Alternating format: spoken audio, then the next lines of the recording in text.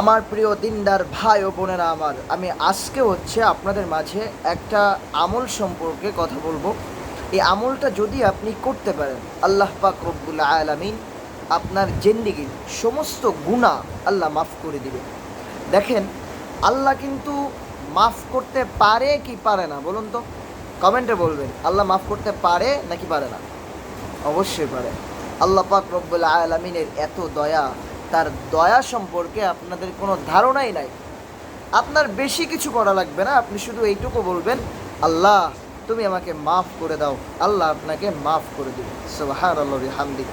তো নবীজির শেখানো, আজকে বুধবার দিন অথবা রাতে আপনি যদি এই আমলটা করতে পারেন, এই আমলটা যদি আপনি করতে পারেন, আল্লাহ পাক রব্বুল আলামিন আপনার সমস্ত গুনাহ আল্লাহ মাফ করে দেবে। সুবহানাল্লাহি ওয়া বিহামদিহি।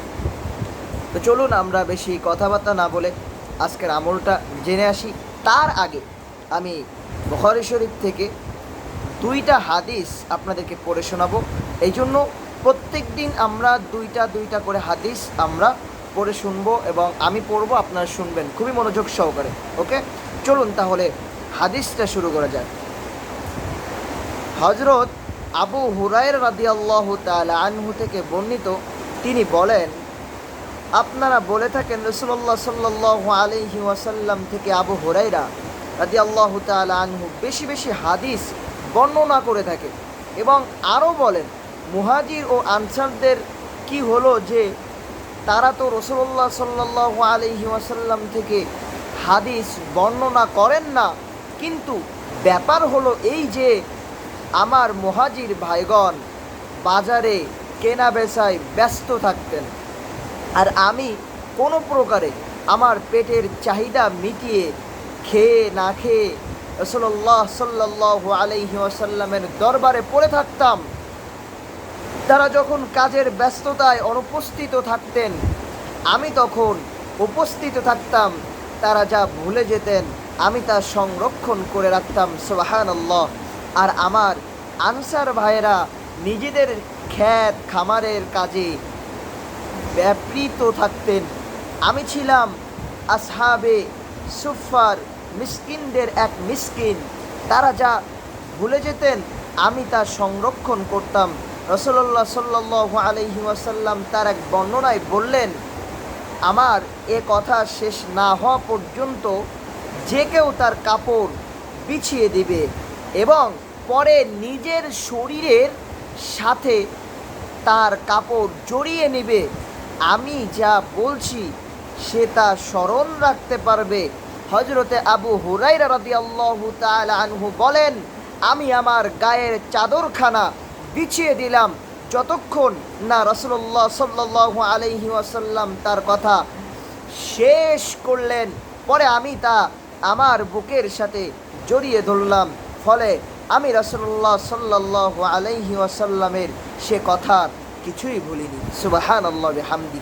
তারা কেমন রাসূলের দেওয়ানা ছিল, এই হাদিস দ্বারা আমরা জানতে পারলাম। রাসূলুল্লাহ সাল্লাল্লাহু আলাইহি ওয়াসাল্লামের কাছ থেকে আবু হুরায়রা যা কিছু শুনতেন, আবু হুরায়রা ওইটা ভুলতেন না।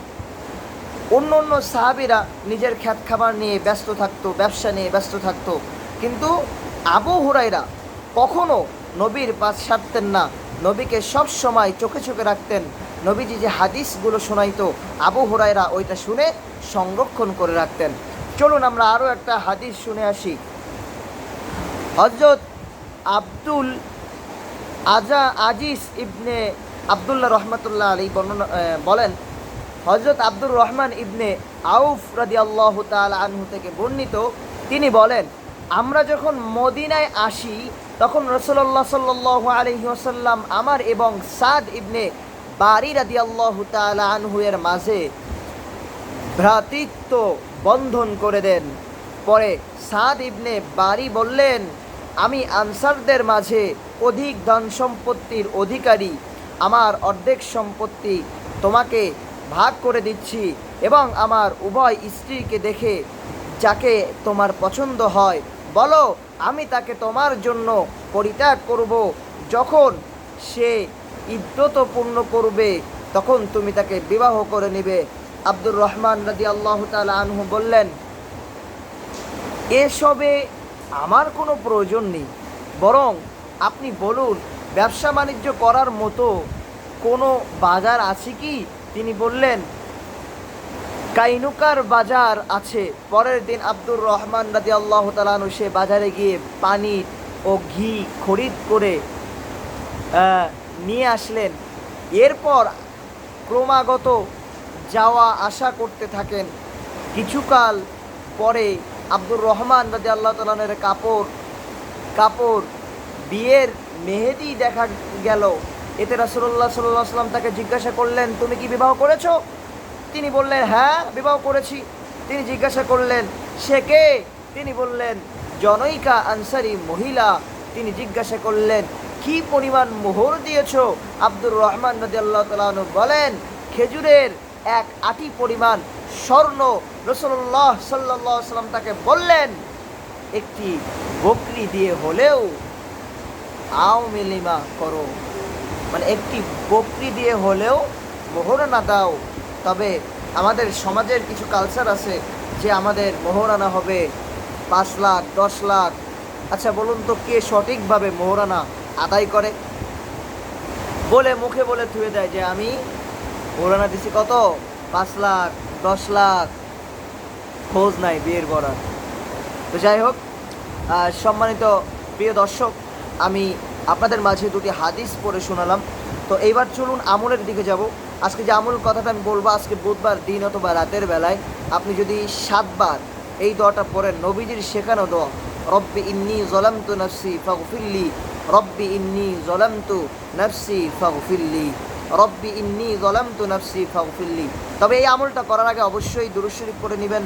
দুরূদ শরীফ পর তারপরে এই আমলটা করবেন, তারপর আবার দুরূদ শরীফ পড়বেন, আল্লাহুম্মা সাল্লি আলা মুহাম্মাদ, আল্লাহুম্মা সাল্লি আলা মুহাম্মাদ।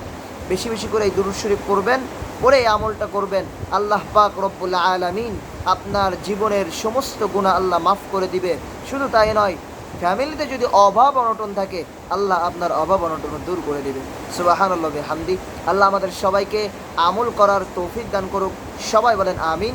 তো আজকের ভিডিওটা এই পর্যন্ত। ভালো থাকবেন সবাই। আসসালামু আলাইকুম ওয়া রাহমাতুল্লাহি ওয়া বারাকাতুহু।